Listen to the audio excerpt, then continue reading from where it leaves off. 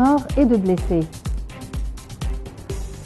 Et l'Espagne rouvre grand ses portes et ses plages aujourd'hui aux touristes vaccinés dans l'espoir de relancer un secteur clé de son économie.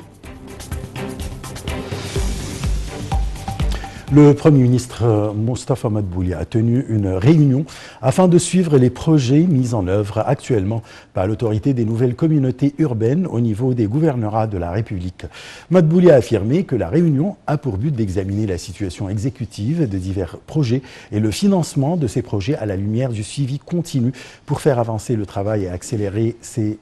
démarches, ainsi que la volonté de démarrer de nouveaux projets en application des directives du président Abdel Fattah el-Sisi. La réunion a également passé en revue les projets de développement du triangle de Maspero, du muraille de Magra al-Ayoun, de l'allée d'Ahl Misr et des projets des villes de 4e génération.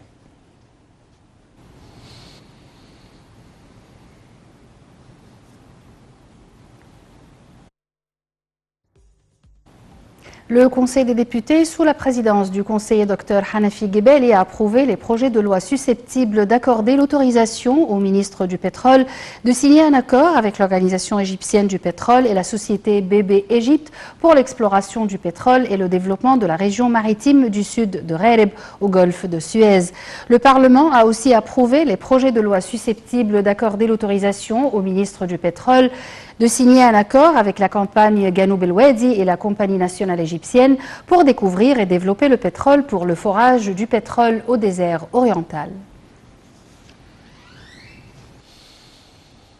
Sur le plan économique, les indices de la bourse du Caire étaient mitigés lors des transactions de la séance d'aujourd'hui, soutenues par les opérations de vente de la part des investisseurs arabes et égyptiens. L'indice principal EGX 30 a reculé de 0,2% au niveau de 10 105 points. Les indices EGX 70 et EGX 100 en tous deux haussé de près de 0,3 et 0,5%.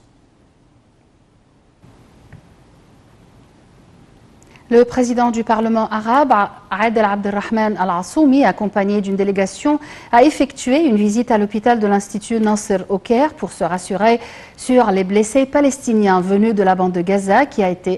ont été attaqués par les Israéliens. Monsieur Al-Assoumi a indiqué que la visite des blessés est le moindre devoir à accomplir envers les sacrifices qu'ils ont présentés